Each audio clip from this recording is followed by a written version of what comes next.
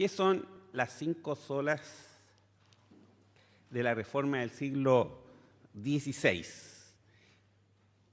Estas sentencias encierran en sí los fundamentos sobre los cuales se llevó adelante lo que conocemos nosotros hoy día como la Reforma religiosa del siglo XVI. Ahora, son 5. Quiero decirles que ni Lutero ni Calvino, que son los reformadores tal vez más destacados y más reconocidos en esa función, no fueron los únicos, por supuesto, ni Lutero ni Calvino ni ningún reformador se sentó a escribir y dijo: estas van a ser las bases de nuestro movimiento, del movimiento de la Reforma, sino que con el tiempo los hermanos comenzaron a condensar los principios que habían movido a los reformadores y entonces así se generaron estas 5 solas que vamos a revisar hoy día en algún detalle. Ahora, ¿cuáles son? La primera de ellas es solo escritura. Están todas, una curiosidad, están todas planteadas en latín. Y así se conocen en todo el mundo, pero digamos que la primera sentencia es solo las Escrituras. Luego, solo por gracia. En tercer lugar, solo por fe. Luego, solo por Cristo. Y finalmente, la quinta es solo a Dios la gloria. Esos son lo que conocemos como las 5 solas de la Reforma. Ahora, ¿por qué se desarrollaron estas sentencias? En primer lugar, ellas responden a la situación de corrupción de las verdades bíblicas que estaba enseñando la Iglesia Católica Romana hasta el día, en realidad eso es hasta el día de hoy. Hasta el día de hoy. La Iglesia Católica ha mantenido sus dogmas, ha mantenido su doctrina, que se enfrenta, pero realmente en forma muy notoria, a estas 5 solas que hemos enunciado. Por otro lado, ellas también definen el Evangelio. En sí mismas, cada una de ellas son una confesión de fe. Y define cada una de ellas una verdad fundamental que no puede ser abandonada. Estas 5 solas acompañan a todo el creyente fiel a la palabra del Señor en todos sus días. Y por otro lado, recordemos que nuestra iglesia tiene un apellido fundamentalista y está vinculado con la defensa de la fe. Estas 5 solas nos preparan para hacer una mejor defensa de la fe. ¿Por qué? Porque ponen el énfasis o ponen el acento en las cosas que son intransables. Estas 5 solas resultan intransables para el creyente. Entonces, recordemos, solo las Escrituras, solo por gracia, solo por fe, solo por Cristo, solo a Dios la gloria. 5 principios que para el creyente son intransables. Y por eso cuando decimos que preparan para la defensa, porque nos activan las antenitas cuando alguien está yendo contra estos principios, no nos podemos nosotros quedar callados. Tenemos que levantar la voz y hacer presente que se están violentando los principios bíblicos. Ellas sirvieron hace 500 años para resumir el mensaje central de la Reforma. Como les decía, no es que los reformadores hayan planteado esto y en torno a ellos hayan desarrollado la Reforma. No, con el tiempo fueron siendo condensadas de todas las obras de los reformadores y explicitadas de esta manera como las conocemos al día de hoy. Y hoy ellas nos señalan el camino de fidelidad a la palabra de Dios, a su mensaje, que la Iglesia debe seguir sin claudicar a ninguna parte de la revelación especial. Puse ahí es profeso revelación especial, porque podemos distinguir en forma general dos revelaciones de Dios a los hombres. La primera es la revelación general.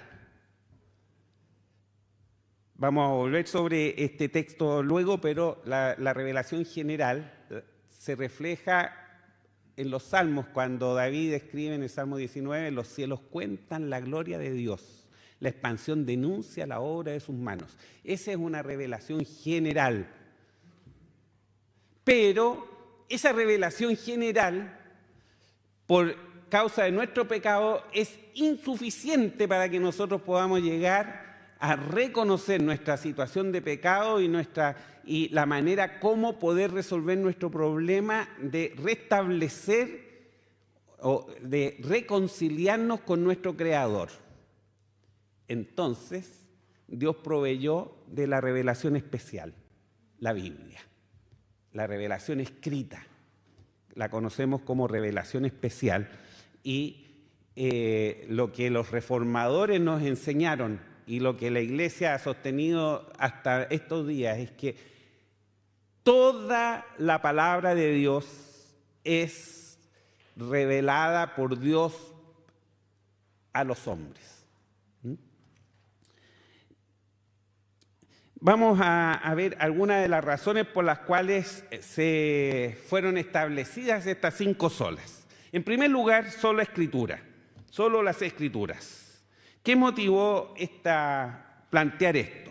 En primer lugar, que la Iglesia en ese momento, estamos hablando en el siglo XVI, la Iglesia, entendemos por Iglesia la Iglesia Católica, colocaron la tradición de la Iglesia al lado de las Escrituras y le asignaron el mismo nivel de autoridad.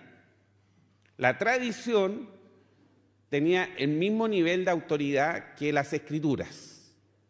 No se objetaba si lo que la tradición decía estaba contra las Escrituras, no se objetaba. La tradición tenía el mismo valor. En el fondo, quiero decirles que la tradición aparentemente tenía la misma autoridad, pero en términos prácticos tenía mucho más autoridad que las Escrituras.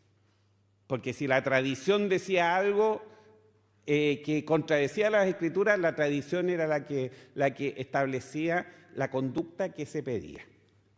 En segundo lugar, solo las Escrituras para destacar que no hay nuevas revelaciones. A contar del momento que el apóstol Juan cerró el libro de Apocalipsis, la revelación especial y en general la revelación de Dios a los hombres se cerró.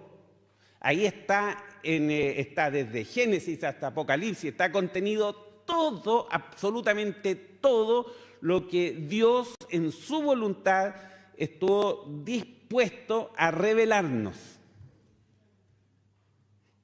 Y la misma palabra del Señor respecto a esto lo deja muy claro y preciso.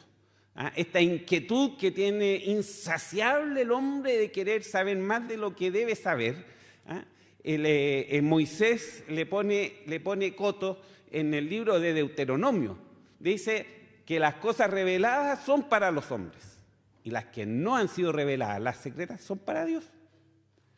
Cuando Dios determinó el contenido de la palabra de Dios, el contenido de la Biblia, ahí Él dispuso que estuviera todo lo necesario para que nosotros pudiéramos conocer a Dios hasta el punto que somos capaces de conocerlo, porque en estricto rigor ni en toda la eternidad va a ser tiempo suficiente para que nosotros podamos llegar a conocer completamente a Dios. Dios es un ser infinito y va a seguir siendo infinito. Nosotros somos seres finitos y vamos a seguir siendo seres finitos. Entonces es imposible que el ser finito tenga un conocimiento absoluto y total del infinito. Pero Dios determinó qué cosas necesitábamos nosotros conocer acerca de Él.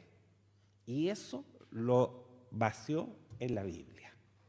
En la Biblia podemos llegar a tener todo el conocimiento de Dios que nosotros necesitamos y que tenemos la capacidad de poder comprender.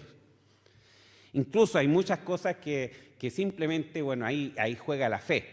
Hay muchas cosas que son realmente incomprensibles para nosotros. ¿Cómo es que existe un Dios en tres personas? Lo aceptamos porque la Biblia lo afirma y porque si la Biblia lo dice, así es. Pero supera nuestra capacidad de poder comprender en forma absolutamente lógica ese concepto. Bueno, y para mencionar uno solo, porque hay muchas otras cosas que cuando estudiamos los atributos de Dios nos damos cuenta que superan nuestra capacidad. Bueno, estamos hablando de nuevas revelaciones. Y otro de los motivos para establecer este principio de solo las Escrituras es que es para diferenciar que la palabra de Dios es lo que Dios ha revelado a los hombres y para separarla de las enseñanzas humanas. Y nuevamente esto está vinculado con la posición que la Iglesia Católica tiene acerca de esto, en que la Iglesia Católica pone las palabras del Papa a la par en autoridad, según ellos, que la Biblia. No hay esa autoridad, es una autoridad falsa, es una autoridad autobuscada, pero que no tiene ningún respaldo en la palabra de Dios. La palabra de Dios dice que hay solo un mediador entre Dios y los hombres. Y lo define con nombre y con toda precisión: Jesucristo. El único mediador entre Dios y los hombres, Jesucristo. Bueno, hay mucho que podríamos decir acerca de solo las Escrituras, pero quiero hacer un recorrido rápido simplemente de estas 5 solas para ir precisando algunos conceptos. La siguiente es solo la gracia, solo por gracia. Ya le voy a explicar por qué puse esa foto ahí al lado, en este punto. Bueno, solo por gracia. ¿Por qué fue necesario establecer esta sola? En primer lugar, porque se sostenía que en la salvación hay una mezcla de la gracia de Dios y los esfuerzos del hombre. Y justamente eso fue una de las cosas que motivó a Martín Lutero en desarrollar estas 95 tesis que un día 31 de octubre del año 1517 va y las clava en las puertas de la catedral de Wittenberg. Ahora, ¿por qué decimos que se sostenía que estaba la gracia de Dios por un lado, pero también el esfuerzo del hombre o alguna obra del hombre? Bueno, justamente porque los papas se arrogaban la autoridad de liberar de la condenación, liberar del infierno a quienes poseían unos certificados que ellos emitían que se llamaban indulgencias. A propósito de eso, tengo un aviso también ahí, de las indulgencias, porque las indulgencias siguen vigentes. Y hay una oferta de indulgencia que dura hasta el 8 de noviembre, por si acaso. Pueden buscarla en internet. Cuando en esa época el Papa estaba empecinado en desarrollar el proyecto de construcción de la Basílica de San Pedro, que es la que está ahí en la foto. Y es una iglesia hecha a todo lujo, a todo lujo. Realmente impresiona, apabulla, digamos, el lujo que la Basílica de San Pedro tiene. Me tocó en alguna oportunidad, tuve la oportunidad de subir hasta la cúpula, porque yo quería tocar las letras, porque son letras de oro y miden aproximadamente 2,5 metros de altura. Pero de abajo se ven chiquititas. Son unos 1.500 peldaños que hay que subir para llegar a la cúpula. Iba con un compañero de trabajo esa vez, bueno, todo para alivianar un poco la presentación de las olas. Iba con un compañero de trabajo y al compañero de trabajo, cuando fuimos a sacar los tickets, a mí me dieron un ticket para subir en ascensor y a mi compañero por escalera. No sé qué es lo que pensaba la persona de la caja, pero subí por las escaleras, eso sí. Pero hay unas mallas que impiden llegar hasta las letras y no son de oro macizo. Es como una pintura, por si acaso. Pero bueno, miren, es por donde se mire, ahí por donde se mire, el oro no fue una limitación para construir. Bueno, para construir todo eso, entonces el Papa, que fue León X, creo, el que estableció el tema de las indulgencias. Cuando las moneditas caían y sonaban en el fondo de la caja, entonces era posible que un alma saliera del purgatorio. Un engendro inventado para hacer buen negocio nomás, porque el purgatorio no existe. Está establecido a los hombres que mueran una vez y después del juicio. Y hay solamente dos destinos posibles. No hay ningún destino intermedio. O cielo o infierno. No hay más. No hay más. Una vez que la persona fallece, en ese momento queda sellado el destino eterno de esa alma. Por eso que la palabra del Señor hace este llamado con urgencia. Hoy es el día aceptable. Hoy es el mejor día de tu vida para tomar el Evangelio, para entregar tu vida al Señor.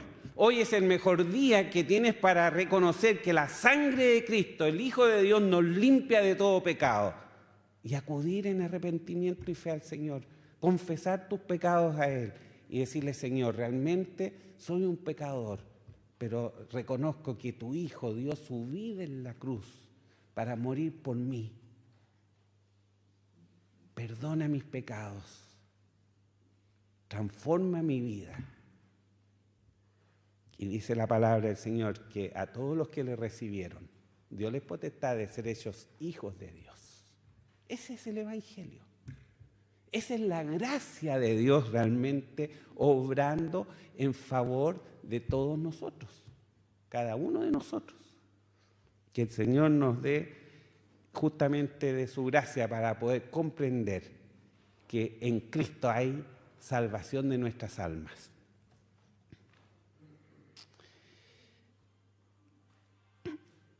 Las siguientes dos vamos a presentarlas juntas solo por fe y solo por Cristo. Porque en ese momento se había ideado que el ser humano puede ser justificado por la fe agregándole las obras que hace.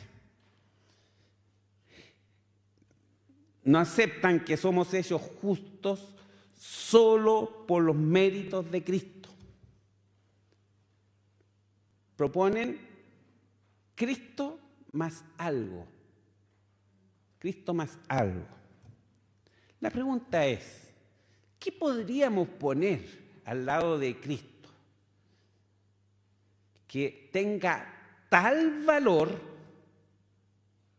que sea comparable con la vida del Hijo de Dios? El sacrificio del Hijo de Dios es un sacrificio que es de valor infinito, porque está vinculado con la naturaleza del ser sacrificado. No hay precio que el hombre pueda pagar, no hay cosa que el hombre pueda poner al lado de la vida del Hijo de Dios que haga un equilibrio siquiera acercándose al valor del sacrificio. Por eso es que rechazamos abiertamente a todos los que dicen que el hombre debe hacer algo para poder merecer la salvación. Nadie merece la salvación. Somos todos pecadores, destituidos de la gloria de Dios. Esa es la condición natural de nosotros. Si hoy día podemos disfrutar de la salvación, no es por nuestros méritos, es porque la gracia de Dios ha obrado en nuestro favor.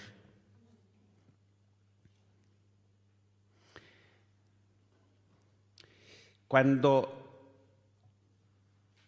le ponen al lado de Cristo algo que el hombre tenga que hacer, significa que la gloria por la salvación de un pecador no puede ser atribuida única y exclusivamente a Dios. Y la palabra del Señor es clarísima. Nos enseña que toda la gloria en la salvación de un alma le pertenece exclusivamente a Dios. Miren, en un momento que en la eternidad pasada Dios escogió a quienes serían sus hijos. Si ya tienes a Cristo en tu corazón, has de saber que en ese momento, en la remota eternidad, Dios ya te tenía presente. Si aún no has dado ese paso, pero tienes la inquietud en tu corazón, has de saber que es el Espíritu Santo, es Dios, llamándote a sus caminos.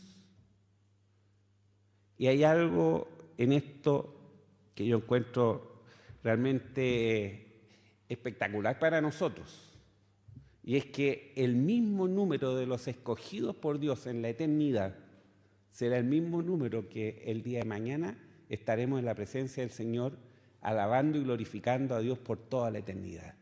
Ningún escogido estará ausente de ese momento. Todos llegaremos a la presencia del Señor. Si hay alguno aún presente aquí que tiene esta inquietud pero no ha dado su paso, no lo dejes para mañana. Da este paso ahora. Comienza a vivir tu vida eterna ahora. El que cree en el Hijo tiene vida eterna, tiene en presente, no en un posible futuro donde ahí voy a dilucidar si tengo vida eterna o no. No, el que cree en el Hijo tiene vida eterna, con precisión absoluta, no hay lugar a dudas. Y la quinta es solo a Dios la gloria. Y acá, ¿por qué es tan relevante este principio? Por el afán de la criatura de ponerse por sobre el Creador. Lo transforma esto en un ladrón de gloria. El hombre quiere tener él la gloria, pero la gloria solamente le pertenece a Dios. Fíjense que el hombre quiera tener la gloria nos lleva inmediatamente nuestra mente a Génesis capítulo 3. Porque hay un ladrón de gloria que trata de imponernos a nosotros esa misma conducta. Es Satanás, el diablo. Este ofrecimiento que le hace tan generoso Satanás a Eva. Seréis como dioses.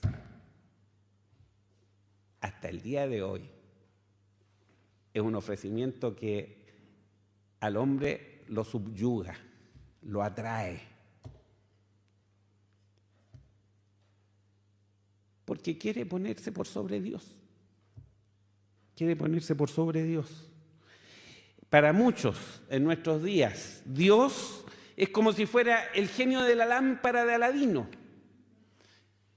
al que le pueden dar órdenes, y quiero decirle que aquí me estoy refiriendo en nuestros días a todos los que postulan el Evangelio de la prosperidad, el Evangelio de la fe, y tiene varios, lo pueden encontrar con varios nombres, pero el Evangelio de la prosperidad en que toman a Dios como el niño de los mandados, que tiene harto poder y que puede satisfacer todo lo que a nosotros se nos antoje.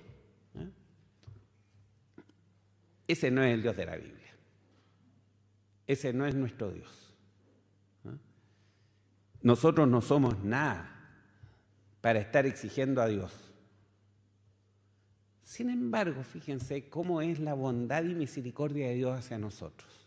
Cuando nos dice, por ejemplo, la oración del justo, obrando eficazmente, puede mucho. Es una bendición. Pero es una bendición que parte de Dios, no de nosotros. El hombre no tiene ninguna opción de estar poniéndose por sobre Dios. Cuando hay algo de eso, es que estamos prestando atención al seréis como dioses con el que Satanás engañó a Eva. Vamos ahora a ver un poco el sustento bíblico a las dos últimas, perdón, a la primera y a la última de las solas, pero un poco algo más sobre las Escrituras. Y las Escrituras hoy, le he puesto esto, porque parte vital de la Reforma fue el retorno a la Biblia. El retorno a la Biblia. Esto es lo que marca realmente a la Iglesia del tiempo que viene a continuación de la Reforma. El retorno a la Biblia. Y este fue un proceso obviamente indispensable en esos años, y hoy se vuelve a vivir una situación muy similar, porque la sociedad actual está rechazando la Biblia porque impugna su autoridad, impugna su autenticidad, impugna su exactitud y, por sobre todo, el mensaje vital, la salvación de una condenación fija a la que nos arrastra nuestro pecado.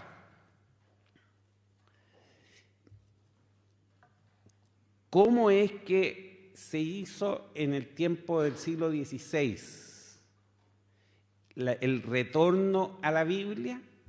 Hasta ese momento la Biblia estaba relegada simplemente al clero, y no a todo el clero, al clero.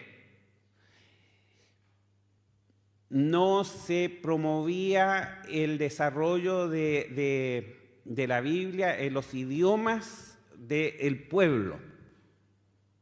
Había versiones en latín y versiones en griego y en hebreo, pero no había copias en los idiomas que hablaba el común de la gente. Lutero la traduce al alemán. Casiodoro de Reina la traduce al castellano. Tyndale la traduce al inglés. Y así hubo prácticamente en cada país un hermano que tomó los textos y los tradujo al idioma de la gente. Ese fue uno de los cambios más potentes que hubo en retornar a la Biblia, porque puso la Biblia al alcance del pueblo en general. Y la reforma, los reformadores tuvieron muy claro esto y el esfuerzo de hacer llegar la Biblia a las personas fue uno de los puntos altos del tiempo de la Reforma. Ahora, ¿de dónde emana la autoridad de las Escrituras?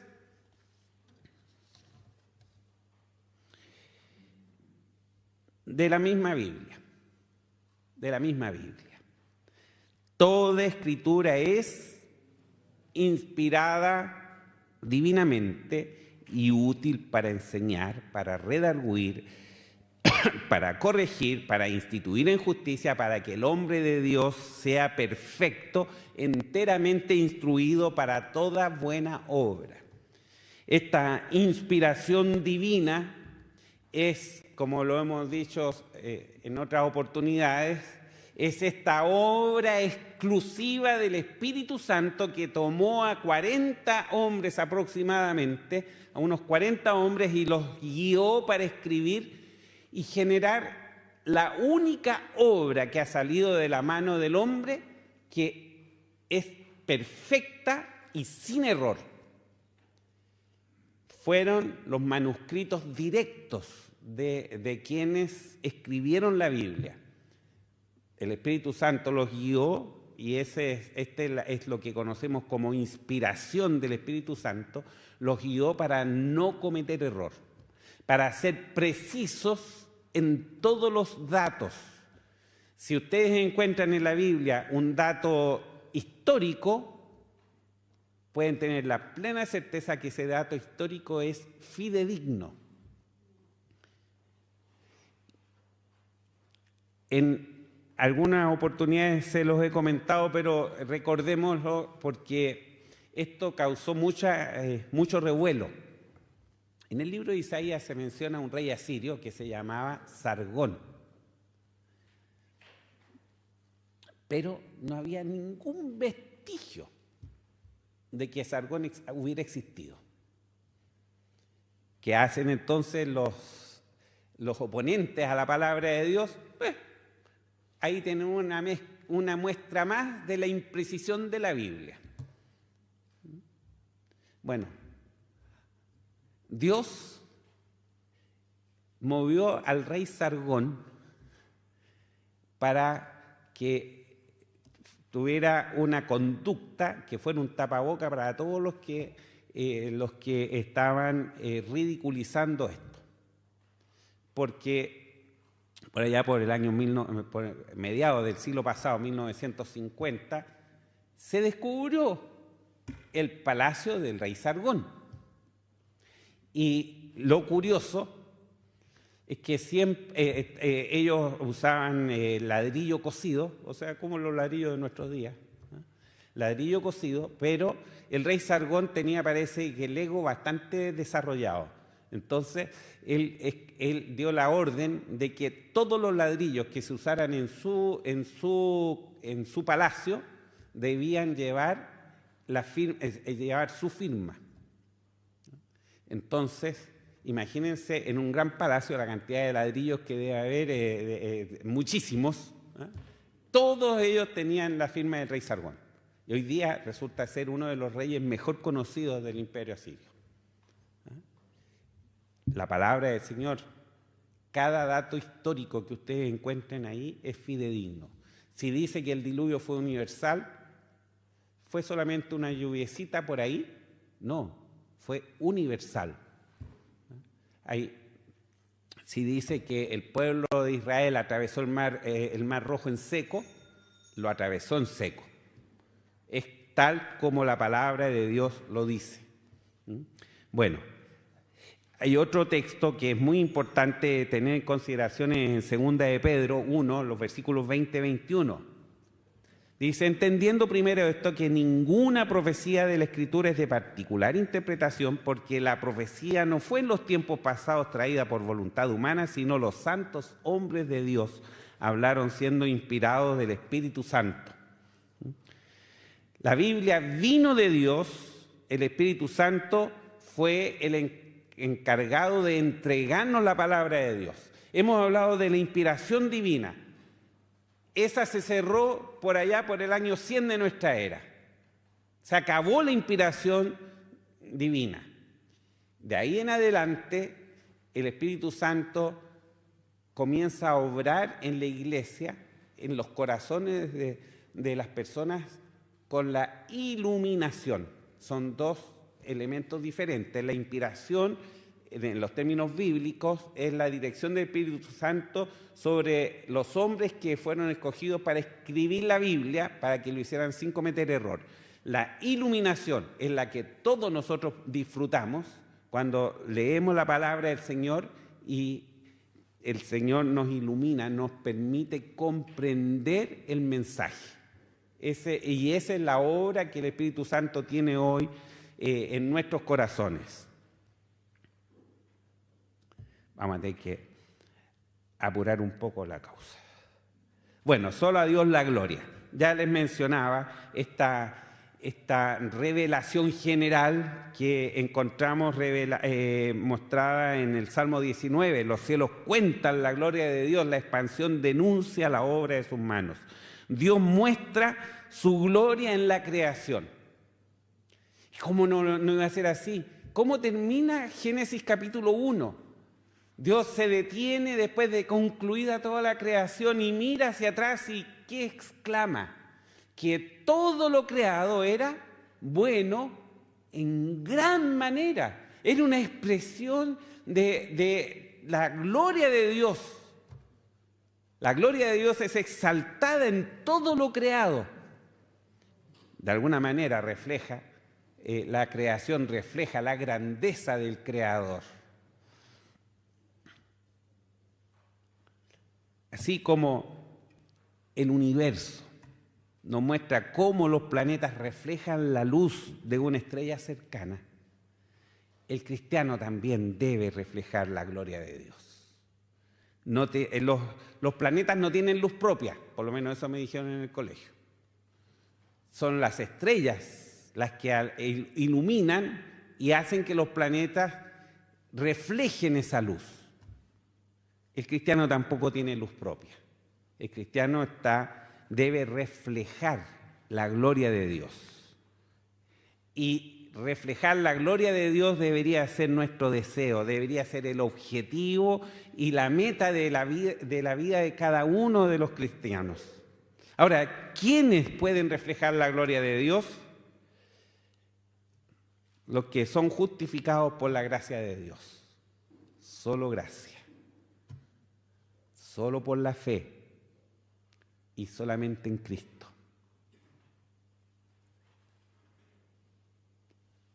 Puse eso ahí destacado para que vean cómo son de básicas estas sentencias que encierran realmente todo el poder del Evangelio. Vamos ahora un poco a avanzar a solo a Dios la gloria hoy. ¿Cuál es la realidad del hombre en nuestros días?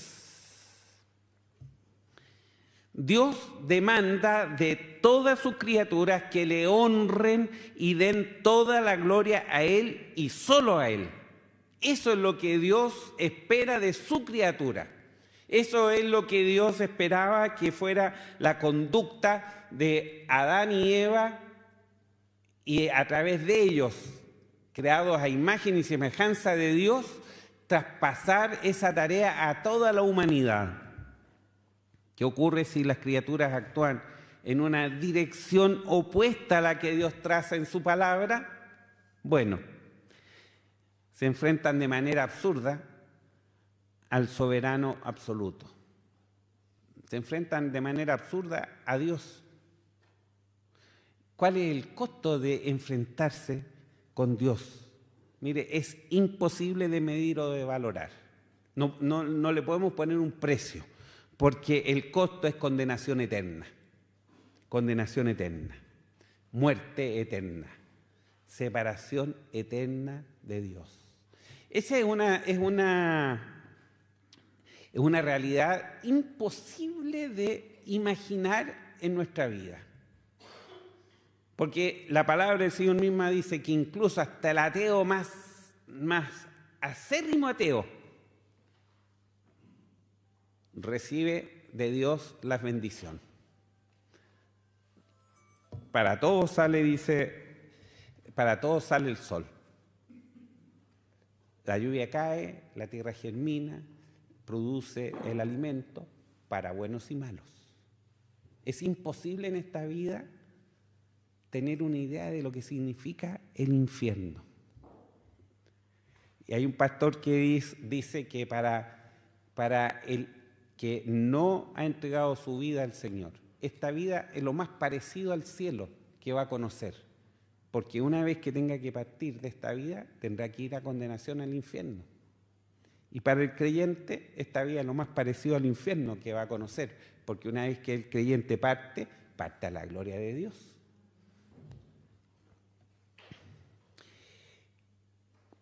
Por favor, busquen en sus Biblias, en Romanos capítulo 1, porque este texto es un poco extenso y nos habla del costo de no dar la gloria solo a Dios.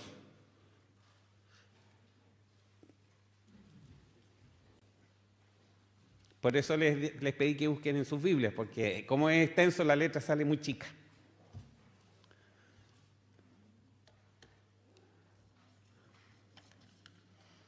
Este texto podríamos decir que es una crónica que hace el apóstol Pablo de la situación que vivía el hombre en los tiempos que él escribió la carta a los romanos, pero refleja la actualidad de la palabra de Dios de manera impactante en nuestros días. Vamos a tener que leer rápidamente este texto. Dice así la palabra del Señor, desde el versículo 18 en adelante, Romanos 18 al 32. Porque manifiesta es la ira de Dios del cielo contra toda impiedad e injusticia de los hombres que detienen la verdad con injusticia, porque lo que de Dios se conoce a ellos es manifiesto, porque Dios se lo manifestó. Porque las cosas invisibles de Él, su eterna potencia y divinidad, se echan de ver desde la creación del mundo, siendo entendidas las cosas que son ellas, de modo que son inexcusables.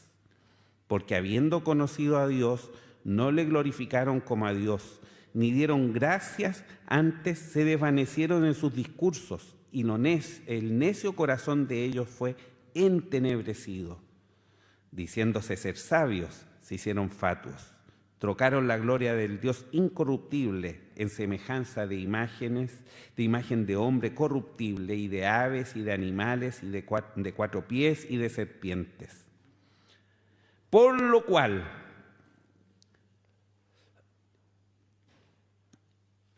Pablo ha enunciado las razones y ahora vienen las consecuencias.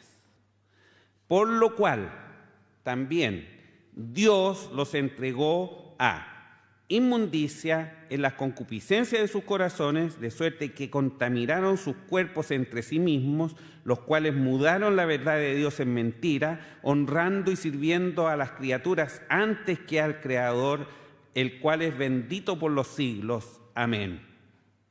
Por esto, Dios los entregó a afectos vergonzosos, pues aún sus mujeres mudaron el natural uso, en el uso que es contra naturaleza, y del mismo modo también los hombres. Dejando el uso natural de las mujeres, se encendieron en sus concupiscencias los unos con los otros, cometiendo cosas nefandas, hombres con hombres, recibiendo en sí mismos la recompensa que convino a su extravío.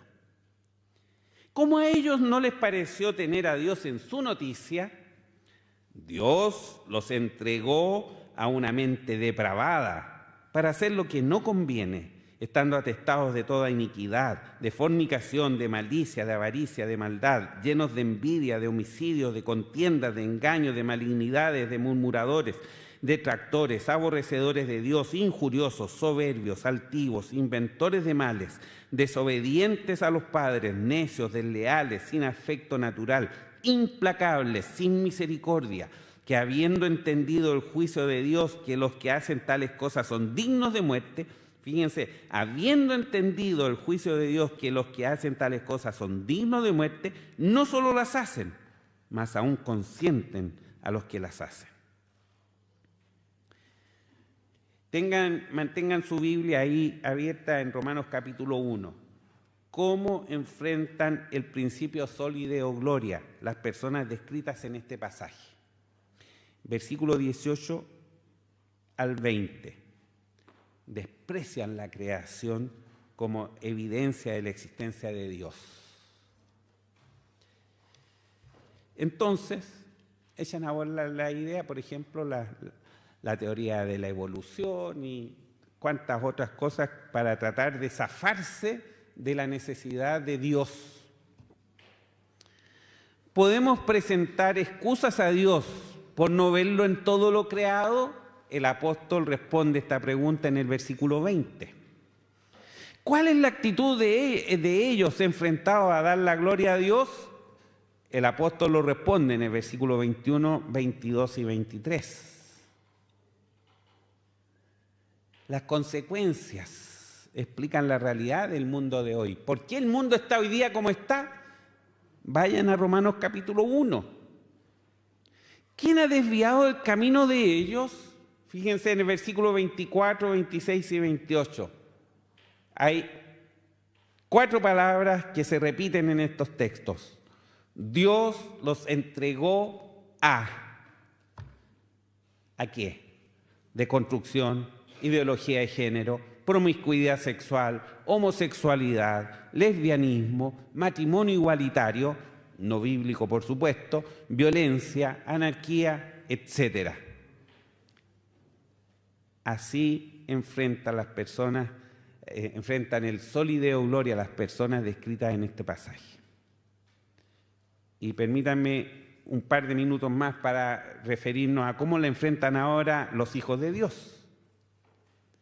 La manera en que vivimos expresa lo que somos en Cristo, y el apóstol escribe en Gálatas 2:20: con Cristo estoy juntamente crucificado y vivo no ya yo, mas vive Cristo en mí.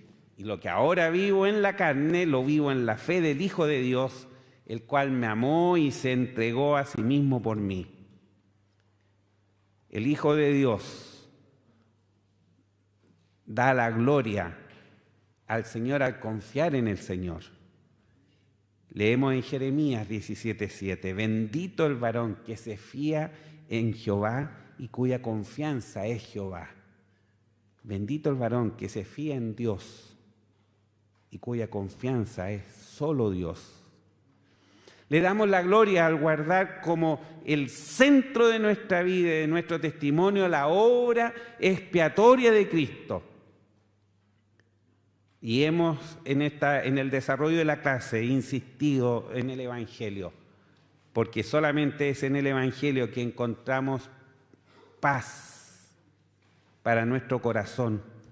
Gálatas 6:14: más lejos esté de mí gloriarme, sino en la cruz de nuestro Señor Jesucristo. Glorificamos a Dios al tratar a otros como Cristo lo haría. Y el apóstol nos recomienda así en Romanos 15:7: por tanto, sobrellevaos los unos a los otros, como también Cristo nos sobrellevó para gloria de Dios. Antes de la Reforma, se pensaba que solo se servía a Dios dedicándose al servicio de la Iglesia. La Reforma, en cambio, cambió la percepción. Todo lo que hacemos debemos hacerlo para la gloria de Dios. Y vamos a concluir con estos 2 versículos. Si pues coméis o bebéis o hacéis otra cosa, hacedlo todo a gloria de Dios. Y en el Salmo 150, todo lo que respira, alabe a Jehová. Aleluya. Que el Señor nos bendiga.